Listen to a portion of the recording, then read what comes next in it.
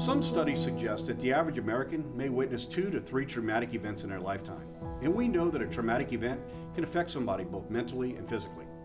A law enforcement officer, by the very nature of our business, may experience that in a week. And by the time our career is completed, we may have 20, 30, 60 or more traumatic events that we've experienced, and that too affects law enforcement officers. You know, the weight of the world can make even the strongest of knees buckle, and as a result, we lose more officers to police suicide every year than we do to police action. Hello, my name is Patrick Yoes, National President of Fraternal Order Police, and we are proud to be a supporter of survivors of blue suicide.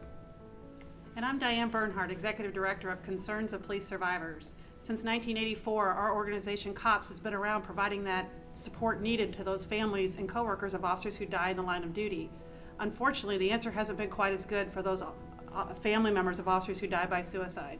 They'll call our office, and there hasn't been a great answer as to where they can go for support.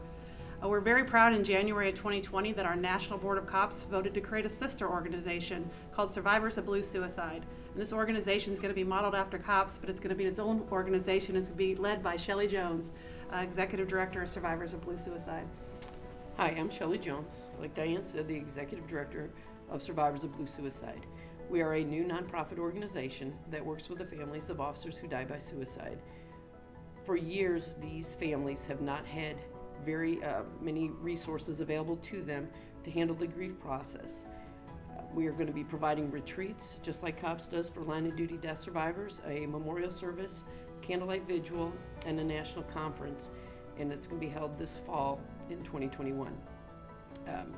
You can get more information on Survivors of Blue Suicide by going to our website at survivorsofbluesuicide.org.